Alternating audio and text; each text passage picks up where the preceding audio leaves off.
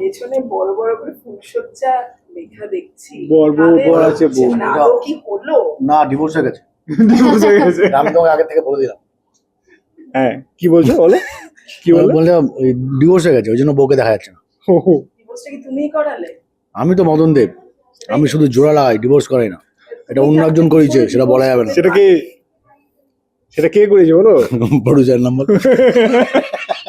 না না, আমি তো ভাবছিলাম দীপু দালাল করেছে। না, দীপু লাল তো আরতি আর রতিকে নিয়ে ব্যস্ত। আরতিকে নিয়ে ব্যস্ত। আরতিকে নিয়ে ব্যস্ত। না, আমরা একটু স্পেশাল হয়ে গেছি। ওই জন্যই ডিভোর্সটা হয়েছে। হ্যাঁ, অন্য প্রেমের গল্প।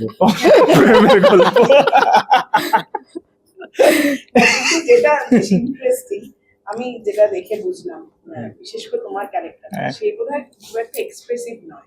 মানে এক্সপ্রেসিভ নয় মানে প্রেমের দিক থেকে একেবারে এক্সপ্রেসিভ নয়, তাই একটু শুনি। মানে সুযোগটাই পায় না, মানে হাত ধরতে গেলেও মানে হাত ধরলাম, হাত দিতে গেলে হাত ধরার মুহূর্তে যদি কেউ এখন ঠেলে দেয়, সেটা তো খুব চাপের না। হাতটা কিরম ভাবে ধরি সেটাও ইম্পর্টেন্ট না। হ্যাঁ, মানে ব্যাপার হাত ধরে এমনি সরিয়ে দেবে কেউ।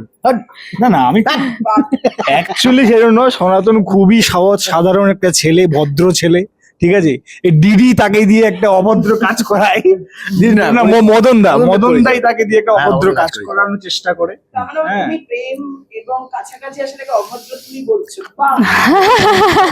মানে চাপ দিয়ে কাজ করানোটাকে তো অভদ্রতা বলে। তাহলে তাকে মদন দেব এটা বলবে না, কাকে বলবে?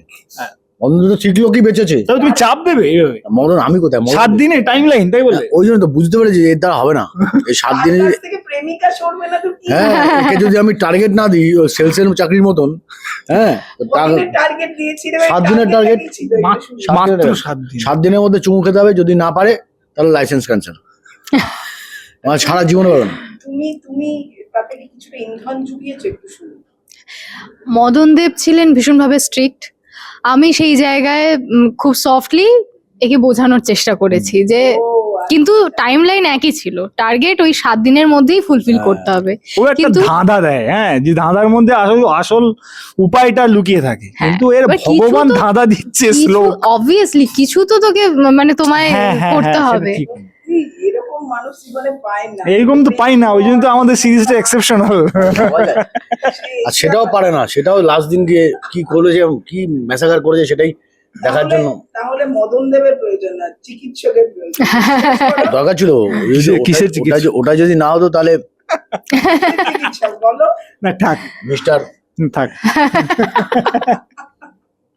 না, তবে এটা বেশ ইন্টারেস্টিং একটা প্রজেক্ট। আমি দেখছিলাম এই সময় দাঁড়িয়ে আমরা দেখেছি সম্পর্ক বিয়ের মানে লিভিং আমরা দেখছি এখন অনেক বেশি, বিয়েটা প্রায় নেই। মানে অনেকেই বিয়ের ক্ষেত্রে একটু পিছিয়ে থাকে আর কি। সেক্ষেত্রে একদম প্রেম করতে চুমু খেতে ভয় পায়, এরকম মানুষ এখন কি দেখেছো আশেপাশে কখনো? আছে, এরকম পাবলিক আছে, অনেক আছে, এখনো আছে। মানে এটা তৈরি হয় যে মানে আমার পার্টনার বলছে যে যা হবে বিয়ের পর চুমু খাওয়া আপত্তি না, কিন্তু বিয়ের পর চুমু খেতে হবে, আগে থেকে কিছু সম্ভব না। ছোটবেলায় ছিলাম না, একটা মিষ্টি একটা কিউট ব্যাপার নিয়ে গল্পটা তৈরি হয়, যার জন্য সনাতন অতটা মানে অ্যাকচুয়ালি ফুলসজ্জার অ্যাম্বিয়েন্স করেই চুমুটা খেতে চায়। হ্যাঁ, তাই তো। হ্যাঁ, মানে অ্যাম্বিয়েন্স না করলে হয় না।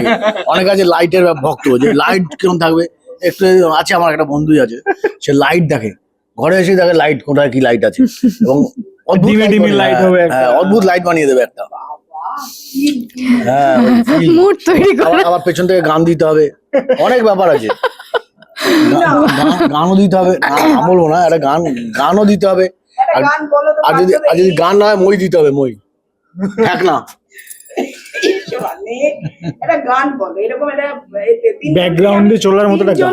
আমি বলছি এই মন জোছনায় অঙ্গ ভিজিয়ে এসো না গল্প করি। হ্যাঁ, আমার দিকে তাকিয়ে বলছে, মানে মনে হচ্ছে ফুলসজ্জাটা মানে সনাতন ইন্দ্রাণী হয়নি, সনাতন আর মদন দেবের হয়েছে। এক্ষুনি কে নিচ্ছিল। এত রোমান্টিক আমি জানতাম না। বাস্তবে প্রো, যাই হোক সেটা পরে আসছি। কিন্তু দুজনের ক্ষেত্রে এরকম সিচুয়েশনে একটা গান চট করে, হ্যাঁ, তো ভাবা যাবে না। ওর বাবা একটু কাছে আরো কাছে আমার কাছে এসো কাছে। যত এই গানটা কিন্তু সিরিজে মিষ্টি দিলাম কোথায় চলে গেল বুঝতে পেরেছো? তাহলে মদন দেব একে বলবে হ্যাঁ এই গানটা একটা সিরিজে আছে বলেই বললাম, মানে এটা মাথায় আসলো। ঠিক আছে, এত লজ্জা পেতে হবে না। ভালো গান এলো না তোর মাথায়? হ্যাঁ, কিছু নেই। আর পাতারে বাসর এর এলো না। তুমি অনেক সময় পেয়ে গেছো। এই যে এতক্ষণে তুমি নিশ্চয়ই লিখে ফেলেছো। না। বল বল বল।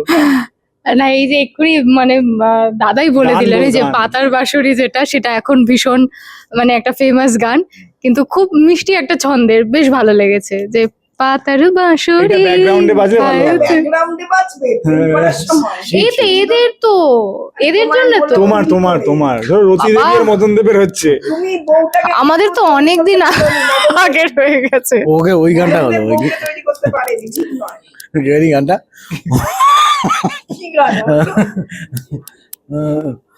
না না না রাজাজি।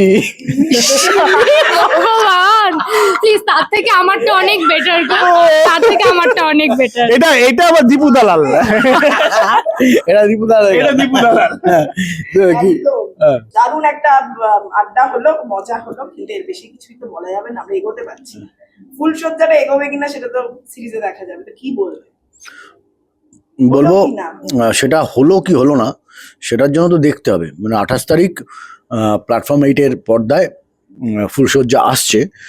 এবার ফুলসজ্জা হলো কি হলো না সেটার জন্য সাবস্ক্রিপশন নিতে হবে প্ল্যাটফর্ম 8-এর, এবং দেখা শুরু করতে হবে। ফার্স্ট এপিসোড থেকে দেখতে বসলে আমি শিওর একেবারে লাস্ট এপিসোডে গিয়ে ব্যাপারটা বোঝা যাবে যে আদৌ হলো কি হলো না। সনাতন পারলো কি পারলো না, তো ওটাই আগে টান টান দেখে নিতে হবে। পুরোপুরি টান টান এপিসোড আছে আমাদের, এবং খুবই মজার হাসির গল্প, খুব হাসবেন এইটুকু বলতে পারি। হ্যাঁ, মদন দেব, ডিডি, সনাতন, ইন্দ্রাণী, রতি দেবী, সব কটা চরিত্রে খুবই খুবই মজাদার চরিত্র। 28শে অগস্ট থেকে প্ল্যাটফর্ম এটা রিলিজ করছে আমাদের নতুন ওয়েব সিরিজ ফুলসজ্জা, দেখুন অবশ্যই। অবশ্যই একটা ভিন্ন স্বাদের গল্প, আর ভীষণ যেমন বললো টান টান এপিসোড। আজকাল খুব একটা দেখা যায় না এই স্বাদের গল্প, তো মিস করলে চলবে না। আর নতুন ফ্লেভারে ফুলসজ্জা। হ্যাঁ অবশ্যই, দাদা আরো ডিটেলে বলে দেবে। তো 28 মদন দেব দাদা, ও তো আমাকে অহিন্দ্র চৌধুরীর নাম বলে পাঠিয়ে দিয়েছে। হ্যাঁ, হাতে লাঠি বাড়ি বুম দাদা। 28 অগস্ট থেকে অবশ্যই দেখতে থাকো আমাদের সকলের ফুলসজ্জা। আমার ফুলসজ্জা, আমার ফুলসজ্জা, ওই কি সকলে সনাতনের ফুলসজ্জা ফুলসজ্জা। হচ্ছে না।